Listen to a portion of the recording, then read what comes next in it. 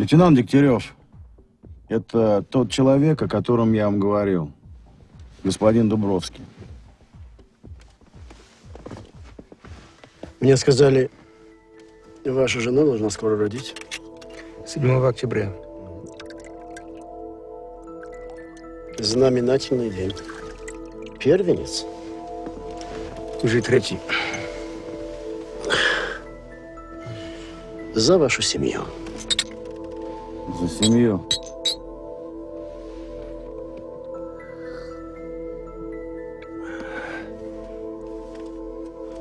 А как они вам, мой друг, платят за вашу важную работу? Часто опаздывают. Всегда на них хватает. Нам квартира побольше нужна. В советские времена была такая присказка. Мы делаем вид, что работаем, а они, что нам платят. Павел, в этом конверте ваша зарплата за 5 лет. Авиабилеты в Венгрию. Она же венгерка, ваша жена, да? Да. Венгерские паспорта на новые имена. А визы мы можем достать в любую страну мира, куда вы только с семьей захотите уехать. А 2 боеголовки? Только 2. Только 2. Не видишь уже, как прямо через проходную? Ну как? Мы дадим вам почти настоящие документы, чтобы вывести боеголовки на профилактику. Пожалуйста. Павел с одним нашим знакомым приедет на военном грузовике, чтобы отвезти их на профилактику. Все будет как обычно. Потом ваши клиенты их используют. Погибнут 1000 людей. Если не у нас, они достанут их где-нибудь еще.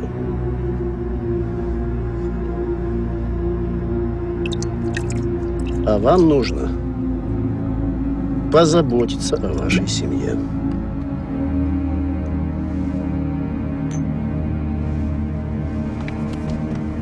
Павел. Вот. Купите что-нибудь вашей жене.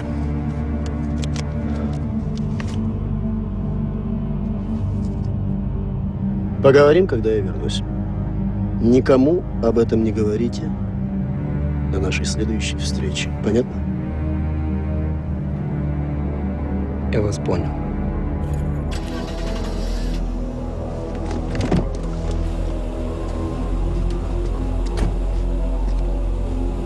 Он это сделает? Какой у него есть выбор? Ему нужны деньги. Он меня видел. Я ему сказал, если не сделает или настучит, мы его уберем.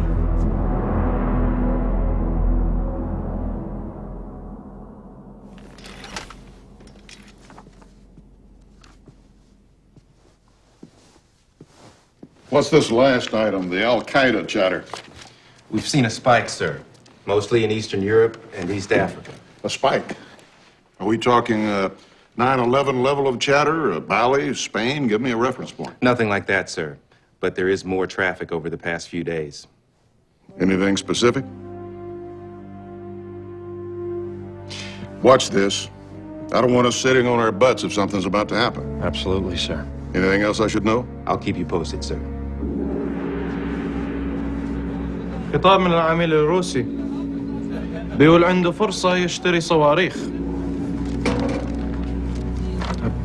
نشوف لو كلامه صحيح.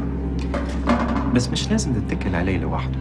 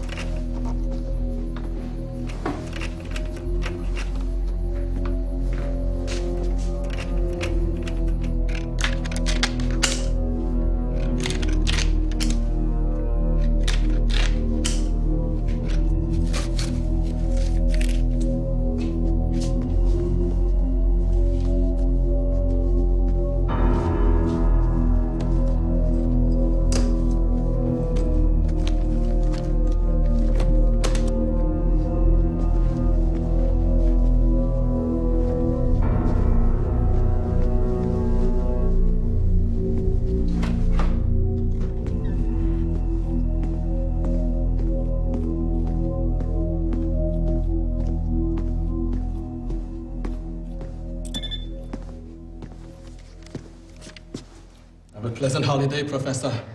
As pleasant as one can have visiting the wife's family. But the fishing should be good, no? Have you ever seen the size of a Nile perch? We'll see you in 3 weeks then, eh? Uh-huh.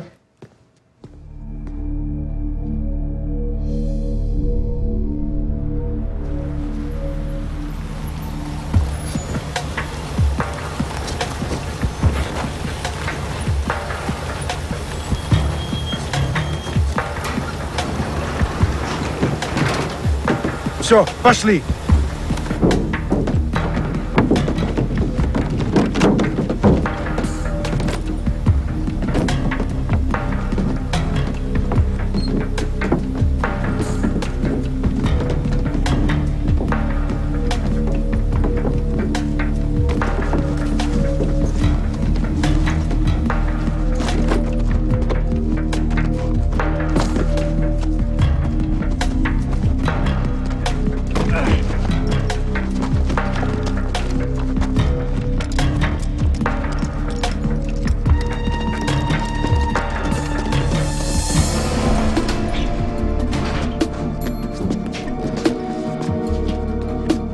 Пусто.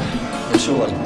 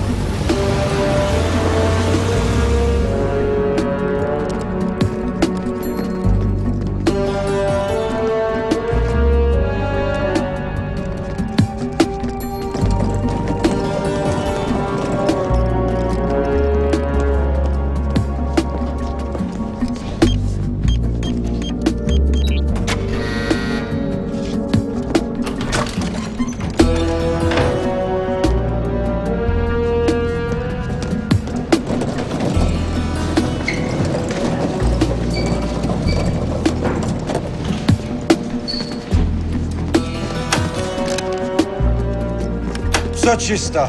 Меняй.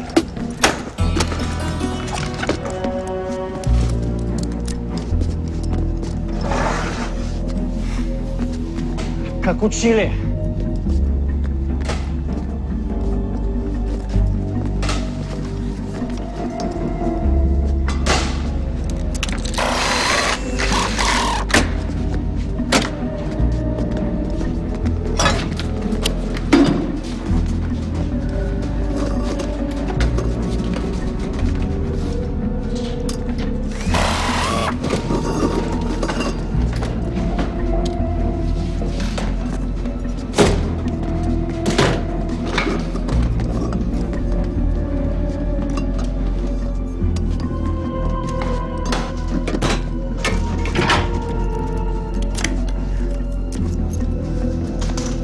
Видишь, ничего не изменилось.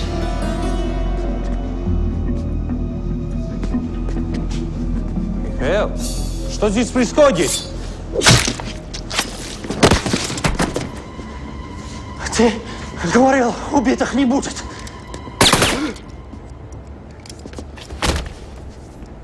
Ты сказал, здесь будет пусто.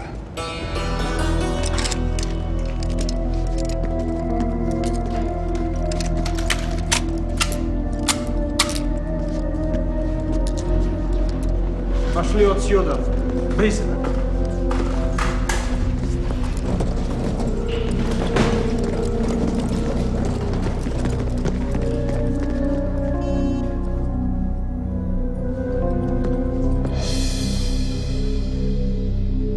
العروسة في الطريق. الفريق الأوروبي وصل لهم المواد النووية. كويس. فلتبدأ هيروشيما أمريكا.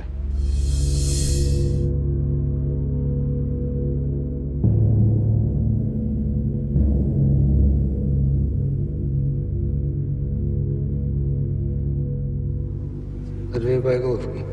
Только.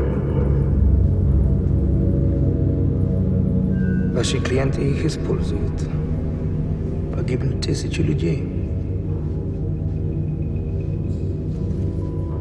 Если не у нас, они достанут их где-нибудь еще.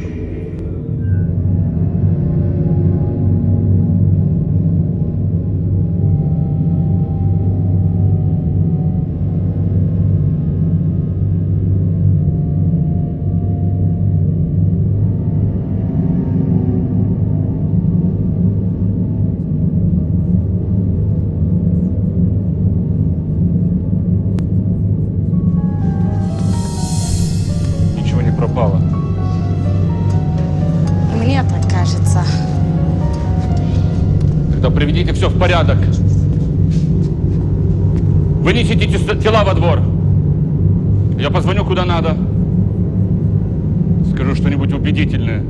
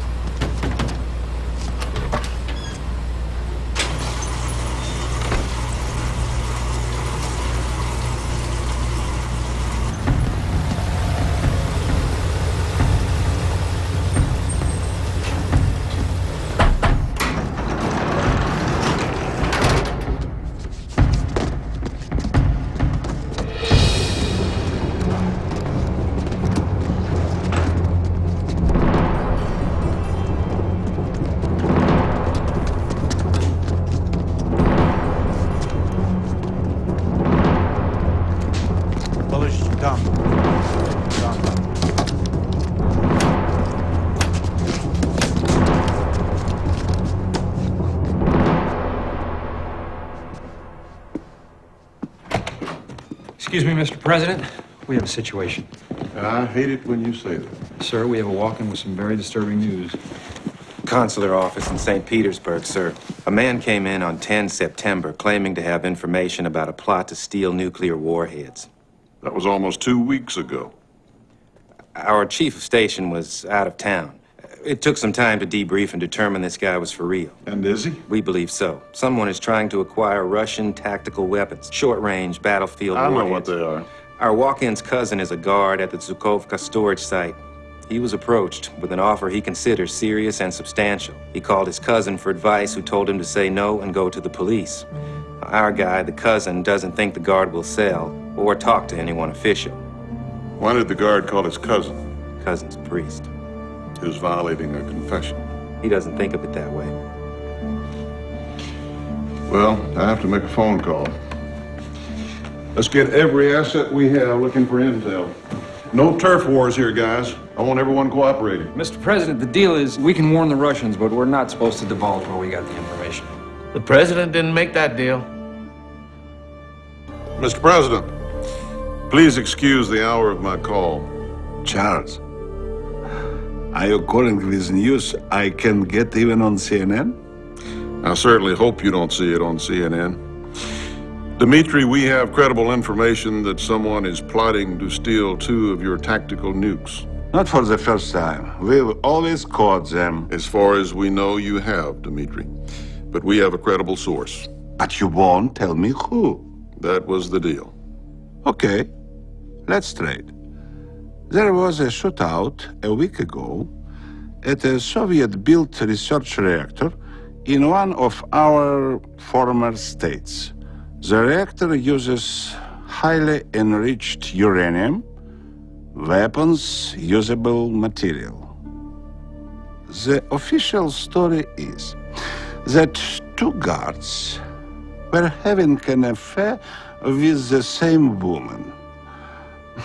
One guard came to the facility at night, drunk, and with a weapon. They are both dead. Security might be a little lax there, don't you think? Someone is trying to bribe a guard in Zhukovka. Our information comes from a walk-in who's a cousin of the guard, a priest in St. Petersburg. That's the best you can do? Dmitri, how many guards in Zhukovka have cousins who are priests? Belarus.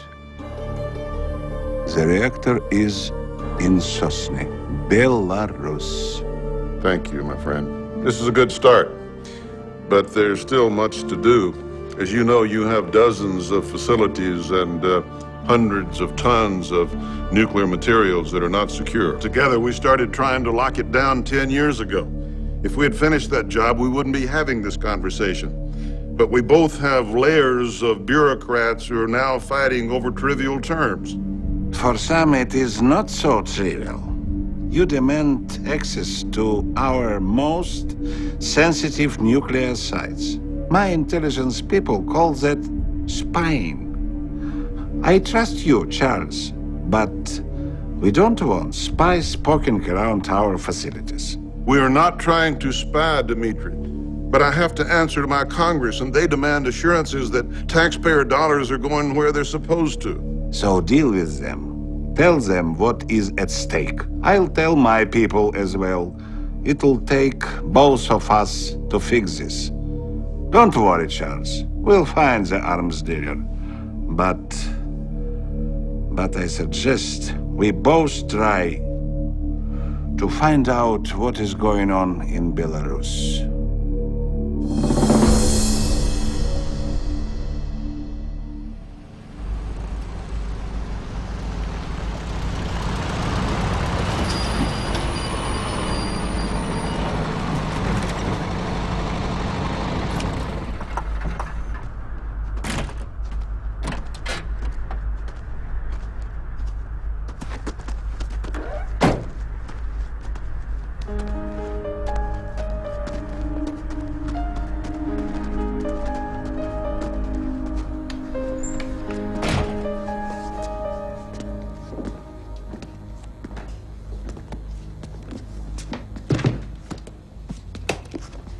This is the last of it.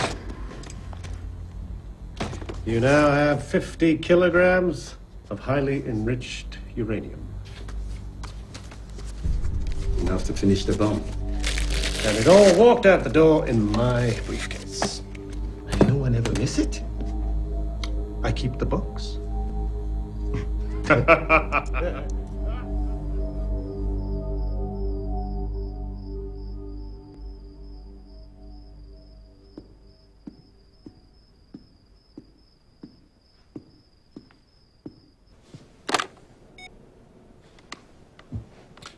John, get the counterterrorism group to the Situation Room. We may have some loose nuclear material to deal with. Well, I think we may have more than just chatter. Have them there in 30 minutes.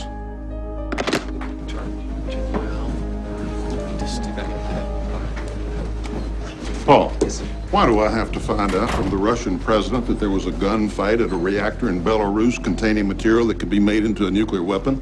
We cannot confirm that, sir. Well, consider it confirmed.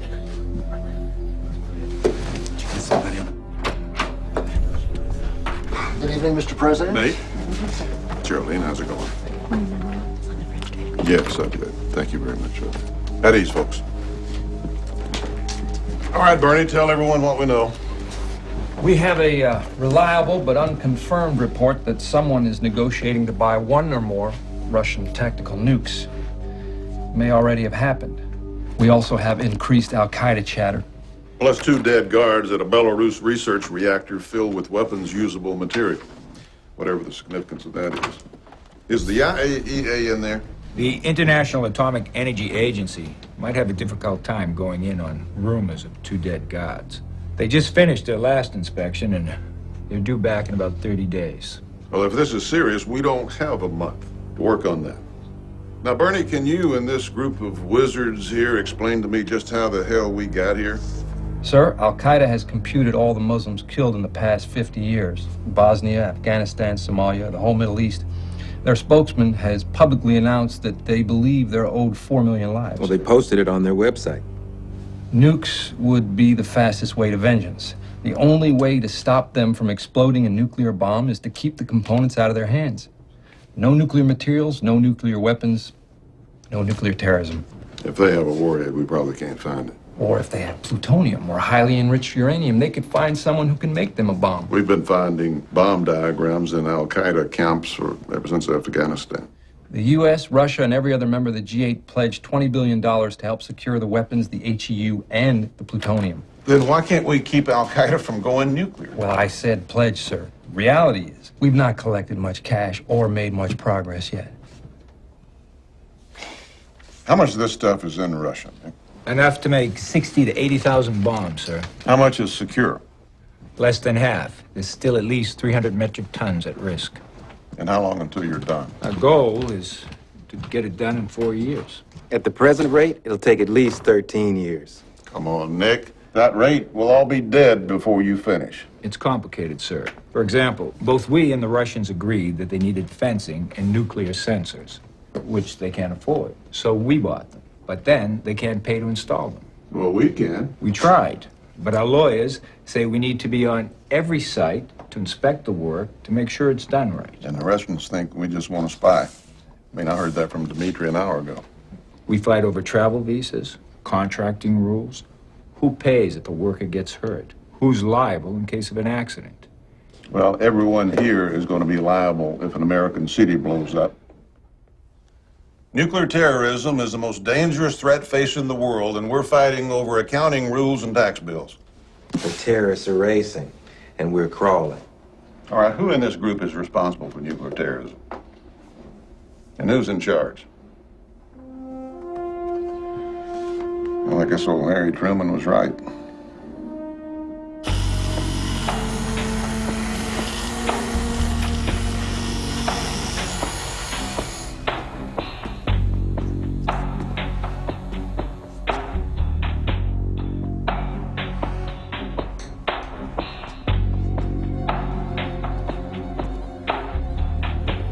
المعملين شغالين دلوقتي. والله كويس. الاثنين أحسن من واحد. إن شاء الله الاثنين حينجحوا. دلوقتي عندنا البضاعة ما حديش يقدر يوقفنا. وقريب حيجي لنا صواريخ صناعة روسي. أفيون، صواريخ، كله زي بعضه عند المجرمين. مش لازم نتكل على الراجل ما عندوش مبادئ. مبدأه الفلوس. يمكن لسه ينفعنا. وإذا كانش هو ينفع في غيره.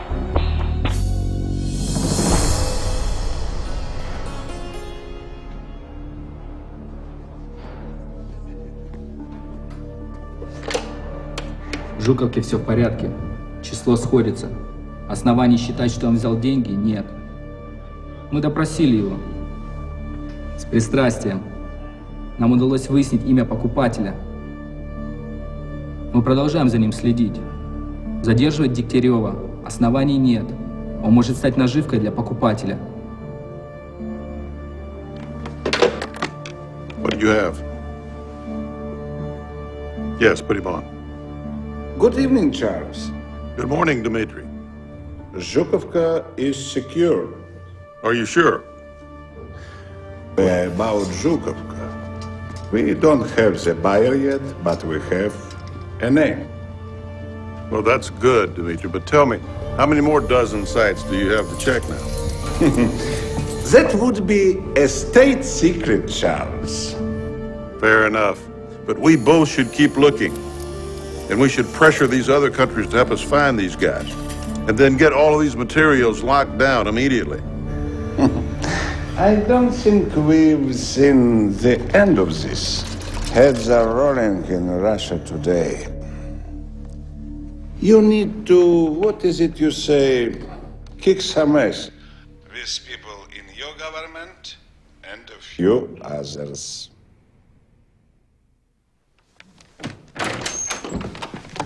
The Russians are convinced Zhukovka is secure. What do you have?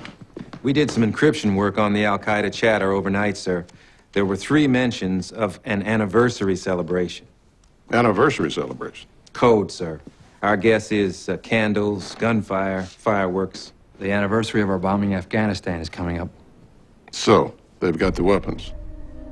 My guess is they have them or think they're about to get them, sir. Mr. President, wheels up time. I've got a damn dedication waiting. Get the counterterrorism security group together. Come up with some recommendations. Assuming we're still alive in here, we have an election to win. Let's get moving, folks. Mr. President, are you on the line? I am. We have serious chatter. Until we know better, we're assuming that our Russian nuke buyer has scored. Now, Zhukovka seems secure, but that still leaves a lot of inventory out there for a shopping spree. John, Rush is just part of the problem. The tactical nukes we're worried about may come from Russia. But there's weapons-usable nuclear material in over 40 countries, including some in research facilities in places like Ghana, Syria, South Africa, Canada, Japan, not to mention here at home. In 2002, we identified 25 priority sites to work with the Russians on. How many left? Well, we secured or removed material from a handful, but there's lots more needing attention. Yeah, as in 20 or more. Nate? Sir? How do we keep one of these devices out of the country once they've left the source? Every year, 6 million cargo containers come into this country by ship. Now, we have radiation detectors in several ports, but we're not in all of them. If we close those ports, the economy will stop dead. If a bomb goes off, it'll be a very dead stop. We'll do the best we can, sir, but these weapons are easily shielded. A thin sheet of lead will do. Well, why don't we just shut down the borders? Just stop every SUV, truck, and van that comes to a crossing. Sure, we can try, but this is a free country. Open borders, lots of little roads, miles of open coastline. They wrap it in a bale of marijuana, they can push it right on through. We can put special teams in several key cities with radiation detectors, New York, LA, DC, but we can't be everywhere.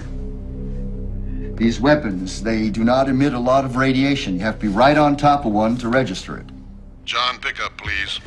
So you're telling us that we virtually have no way to stop a bomb from coming into this country? We're looking for a needle in a haystack? We will do the best that we can. I can't guarantee my people will find it before it goes off. Sure as hell would have been a lot easier to lock it up a long time ago. Yes, Mr. President. President will be back from California late tonight. He wants continuity of government starting now. Bernie, please get the vice president and the entire team out of town. COG is in effect. You know the drill, Right folks. now. Go. Bernie is your primary point of contact. And please, folks, tell no one about this until we're sure what's going on. Not even your family. Let's get moving.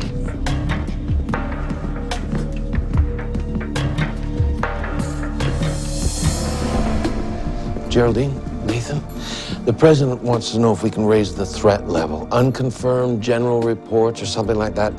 We don't want a nation in panic while we search for these weapons. We can do that. I'm sorry, but the president needs you both here. Can you send your deputies to the secure sites? I'll be here. You couldn't make me leave. Thank you.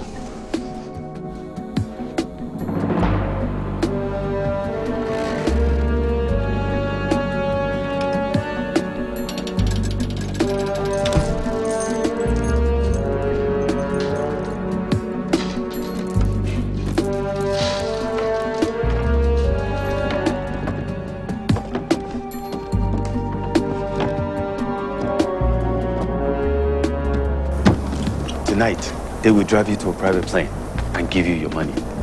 As for me, I have a date with a boat in Mexico. Try to enjoy yourself. I'm sure I'll hear all about it when you get to your destination. It will be noted.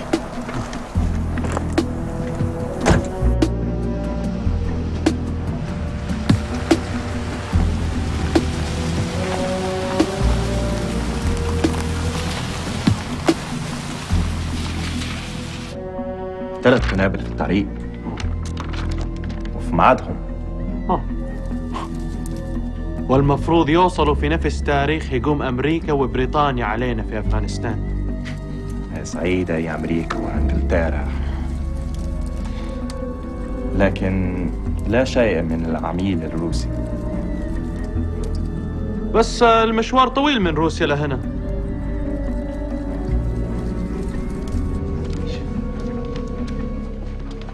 All right, gentlemen, give it up. Sir, this is getting more complicated.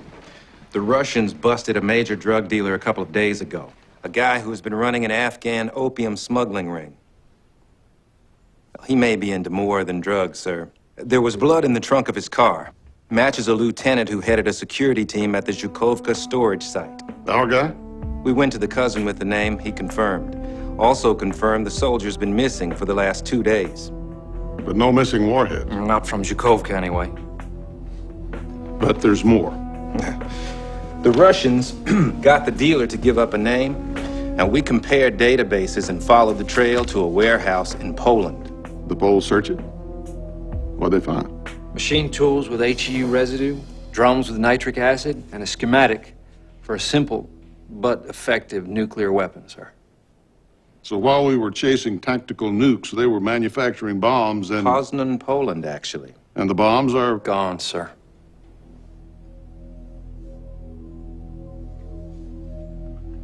So Al-Qaeda's a nuclear power?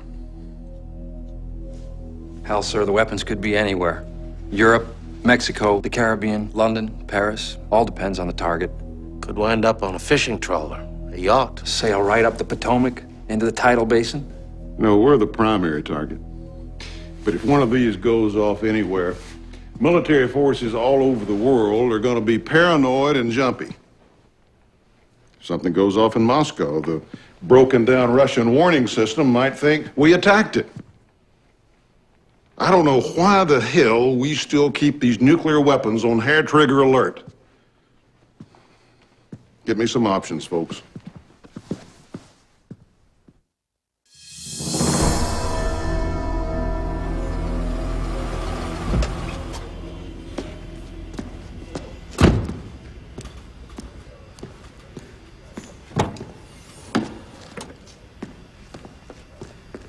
I'm here for the Polish general. The statue, it's part of the cultural exchange program. It arrived from Europe this morning. From what we've seen, it appears to be a simple gun-type bomb, like the one used in Hiroshima. There are lots of people in the world with the skills to build it, and almost anyone can detonate it. The uranium seems to be enriched to 90%. Hiroshima was 80%. That suggests it came from a high-quality source. Sounds like the site of a recent gun battle. And how could it be transported? Small plane, Citation, Lear, even a Cessna 210 with frequent fuel stops. Could also be a commercial cargo ship or plane. Once it's in the country, it could be driven to the target in an SUV. So how's it triggered? Small gunpowder charge triggered by, say, a simple remote device. It slams this nuclear material into this nuclear material, and the chain reaction begins. So, what kind of damage we talking about here? Pick a city. Washington, New York, Chicago. Red is vaporized. Orange is almost completely destroyed. The gray fallout areas would depend on weather conditions. With a good bomb maker, they could get a yield of 20 million pounds of TNT, maybe more. Here's the worst-case scenario. We could expect major structural damage outside a radius of 1 mile, with up to 50% of the population dead or severely injured. Roughly equivalent to the Hiroshima bomb that killed 70,000. Depending on weather patterns, fallout would give tens of thousands more radiation sickness in a matter of days. Many would die in the months to follow.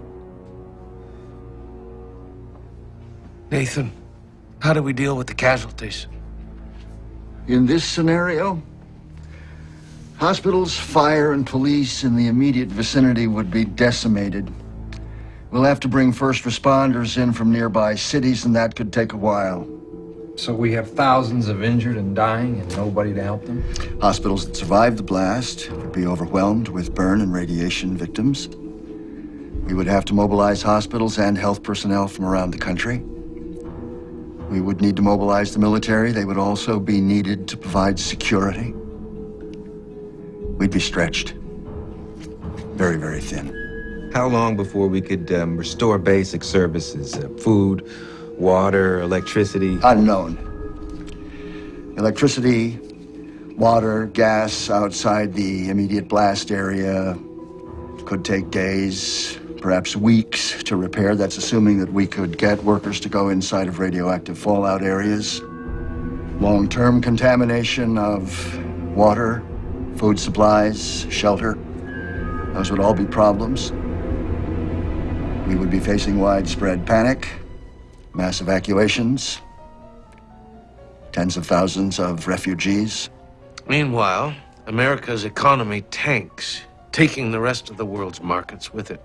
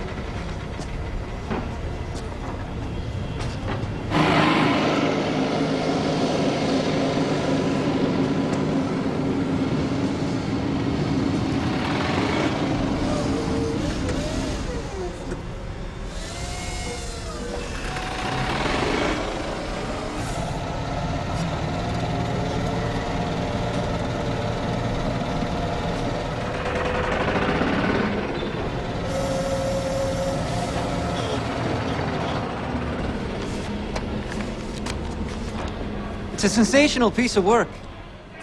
It'll make a real impression in New York.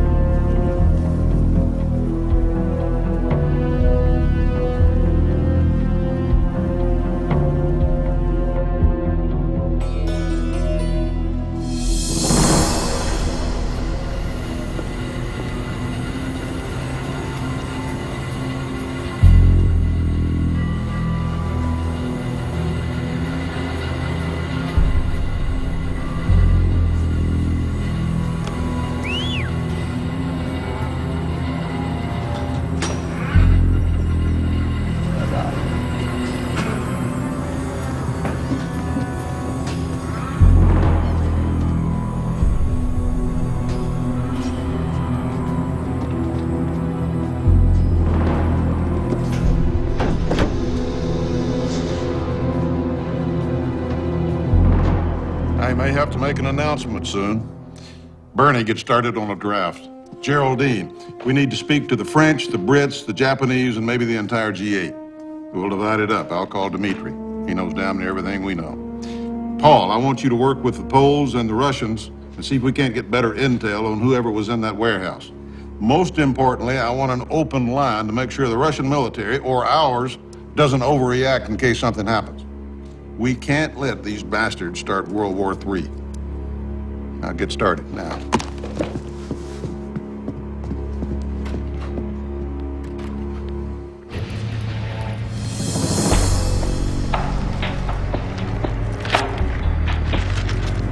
You'll get the other half of the money when we are safely inside Chesapeake Bay.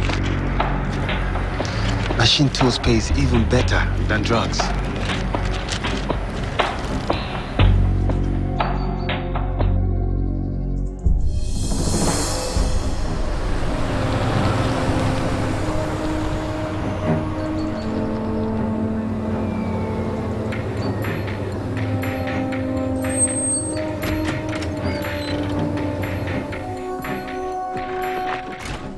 Both Canadian citizens?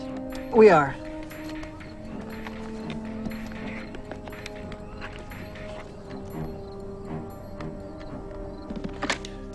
Dmitri, sorry to interrupt your sleep again. I have not been sleeping, Charles. Dmitri, it's pretty clear that they've made one or more nuclear bombs, and we don't know where they are or where they're headed. My intelligence people think two were made in Poland. There could be more. Al-Qaeda never relies on a single cell. They're on loan for the cultural exhibit. We'll be there in 2 days. Now, I know that we're a target, but you could be as well. And we both know that if a bomb goes off, regardless of the source, our military forces will go to DEFCON 2. We'd have the same response. No criticism intended, but your early warning system is eroded and could mistakenly think they're seeing an American missile headed toward Russia. One false move could be catastrophic. That might be part of the terrorist plan. You and I must be in immediate contact at all times. We don't want our nuclear command system or yours launching missiles at each other. Thank you, Dmitri. Let's keep an open line.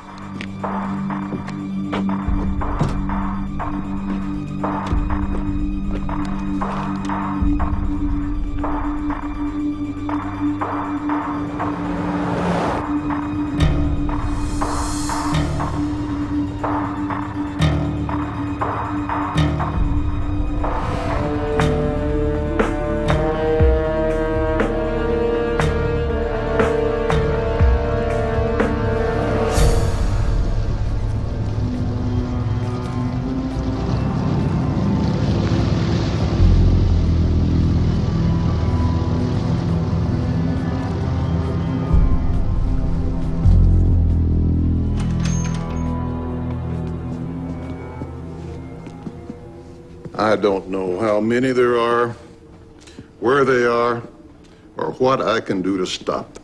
Sir, the horses are out of the barn. Because we blew our chance to close the door.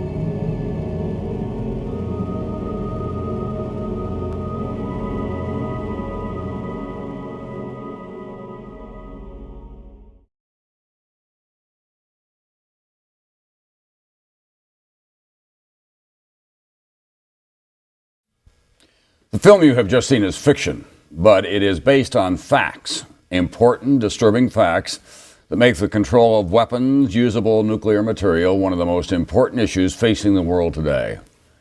To get at those facts, we have brought together the two men who created the legislation we all hope will make the world a safer place. Former U.S. Senator Sam Nunn of Georgia, a Democrat, and Senator Richard Lugar of Indiana, a Republican. They'll help us explore the facts behind the film. Senator, what we just saw represented a chilling scenario, but how realistic was it? It could happen, it's possible, but it's not inevitable. There are things we can do to prevent it. There are things that are already taking place that have been worked on for the last 10 or 12 years, so there's a lot of hope here. There's a lot of good news, but it is a scenario that could unfold unless we accelerate those efforts and unless we greatly improve the cooperation that we have to have around the world, starting with the U.S. and Russia. The way I view it, Tom, we're in a race between catastrophe and cooperation must win. What do we know, really, about the efforts of terrorist organizations to develop or to acquire nuclear weapons or nuclear weapons technology? Well, intelligence reports indicate that they talk about it, chatter about it all the time. Now, their ability to do this, their effectiveness, obviously, is in question, but it's something that we are concerned about. Our intelligence operations have to see this as the essential problem, the same way the presidential candidates did. This is the ballgame. If in fact people who are not nation states, who are not even tribes, who have no return address, deterrence doesn't work, but they deliberately, for some theological reason, decide they want to die and they want to take a lot of people with them, that's a new situation, and this material provides that ability for them to do so in massive ways. Senator, how easy is it to make a bomb, a crude device of some kind like the one that we saw in the film? It's not a piece of cake, but if they get the material, they can find a way to develop the weapon. Because there are physicists around the globe, there are lots of people who know how to make these materials.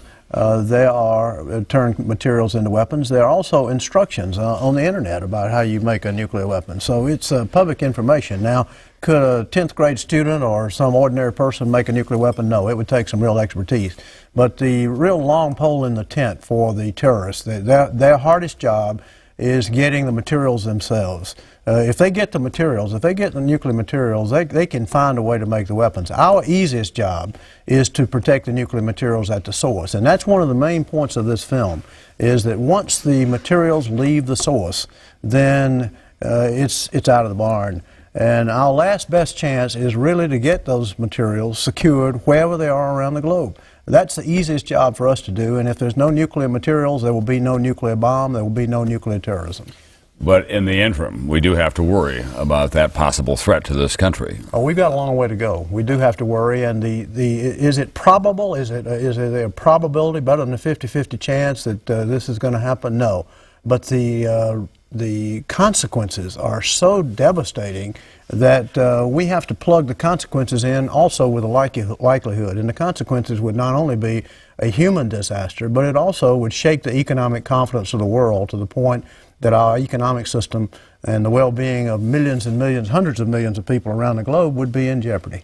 Senator, in the last presidential debate, both candidates said that the spread of nuclear weapons and the material used to make nuclear weapons, they thought was the #1 concern that they both had in the world. So why isn't there a greater sense of urgency about all this? Well, I think both the candidates had a sense of urgency, but the realities are that the rest of the world needs to have that feeling too.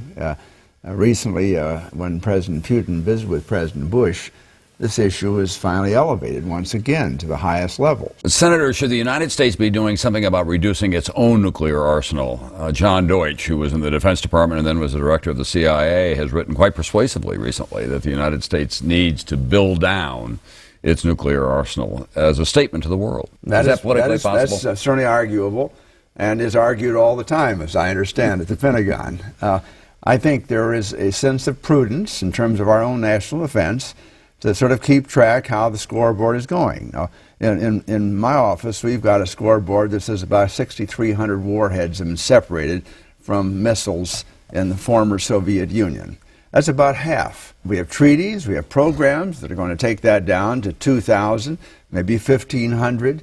Now, at that point, things get more interesting. Warren Buffett, who pays attention to these kinds of things, he's in the insurance business, among other things, thinks, in fact, a nuclear device of some kind will be exploded in our lifetime. He's right that there is the possibility, and maybe even probability. On the other hand, at this point in history. This is, as Sam Nunn said, it's a definable problem. We can make an inventory right now of which countries have something. We can make an inventory of where it is. Now, the question is, do we have the political will and the appropriations of the money, either private or public, to work the problem?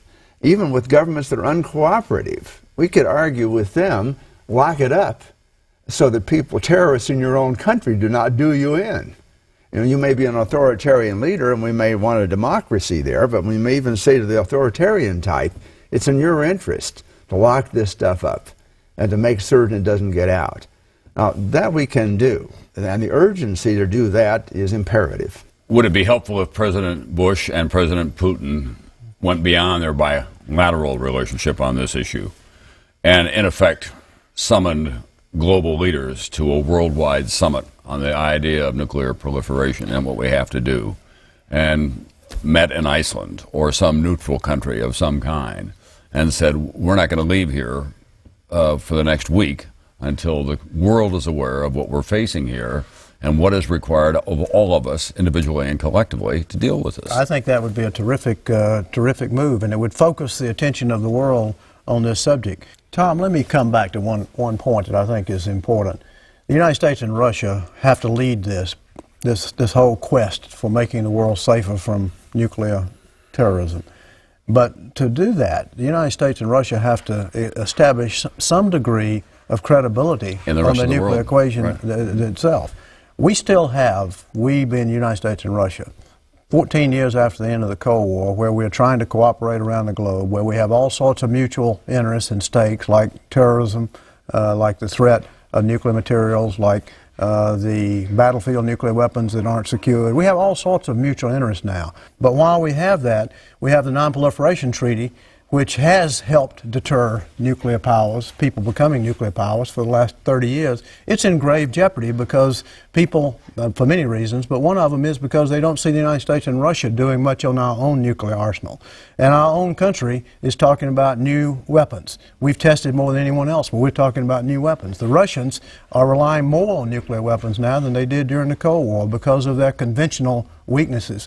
The Russians have a warning system that's deteriorating. There's more chance of an accident now, a mistaken belief that they're under attack, that the Russians are under attack, than there was during the Cold War. We could take all the Moscow Treaty weapons off alert tomorrow morning.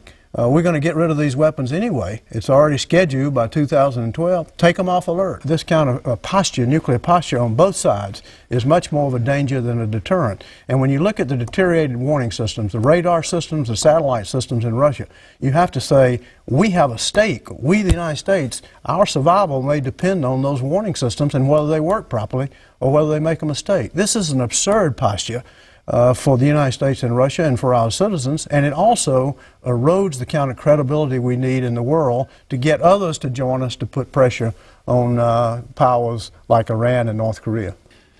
Senator, in the meantime, the film that we just saw had a scenario in which a crude bomb was assembled.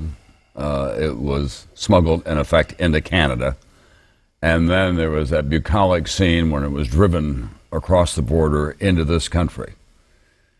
How much are you concerned about the continuing porous nature of our borders and the ability of people to come into ports, for example, with container ships, or to find a not a very heavily trafficked crossing point somewhere from Canada into the United States? I think every American is very concerned about this, and this is why the federal government is trying to rearrange the whole Homeland Defense apparatus. Difficult thing to do, 18 agencies and some coordination. It sort of all started at 9/11, and I saw, at least behind closed doors, people in various departments of our government still almost at war with each other, wanting to compartmentalize what they did. They didn't want compatibility of computers and intelligence, and everybody had his own thing to do. We're diminishing this, but we haven't quite got there yet. And this is why whoever is handling Homeland Defense, and sort of starting with the President, has got a full-time job. Senator, in the film we saw the American customs officer running a wand over the top of the box that contained the bomb. It appeared to be a radiation detection device of some kind, but he got no signal back. Is it easy to disguise something that has that much radiation within it? It's certainly possible if you put lead around the weapon itself. There's not a lot of radiation emitting from a nuclear weapon, so there are certainly ways to get a bomb by the radiation detection. What I think the film, the underlying theme of this film denotes is that we need several tiers of defense. The fundamental tier is stopping the material from leaving its source, securing it, and eventually getting rid of it wherever it is, anywhere in the world. That's the number one defense, because if there's no material, there's going to be no weapon. But every step you get away from the source is that much more difficult to guard. Once it leaves the source, we have to be lucky to get it. The two of you who have spent effectively your entire lives in public service, and you're well known for your expertise in foreign relations and national security matters. This is obviously something that is vitally important to you at this stage of your lives. What are the American people, and especially leaders in other arenas in America, in the economy, for example, in academia, in the media, need to know about what they can do on this issue that is so critically important? I think an awareness of the issue is key, because I think if the American people are aware of it, they will support people like Senator Lugar, who are still in the arena, making efforts every day to get the funding, to get rid of the obstacles. I think an awareness in this country is the key to public support to get our government to make this a front burner issue. Senator, what would you like to recommend to the American people to heighten their awareness of it and to make them, if you will, active players in what effectively is a crusade on your part? Well, those of us who are interested in this have to be more articulate and really perhaps offer programs that everybody can understand. This is not inside baseball. This is sort of an existential question for our country. I think beyond that, the fact is that most people abroad do understand this in a way, and they are heartened by the fact that there is leadership not only here but elsewhere.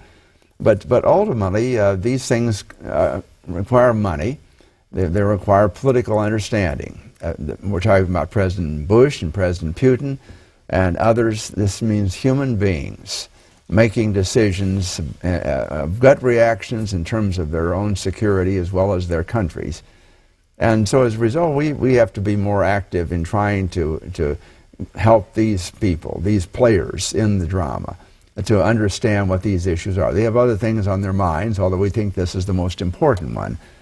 I would just finally say that we really have to expand in the private sector an interest in this. We are trying to help from outside the government with our nuclear threat initiative, and what we're trying to do is fill in gaps, and we're trying to be a catalyst for governmental action. The heavy lifting has to be done by governments, so there's an enormous security role out here for the private sector, and I think that the more people know about it, the more they're going to be willing to step up to the plate. But Tom, there are a lot of parables of hope, and let me just mention a few of them before we close. First of all, we had 4 nuclear powers after the breakup of the Soviet Union. We now have only 1. 3 countries, Belarus, Ukraine, and Kazakhstan, got rid of their nuclear weapons.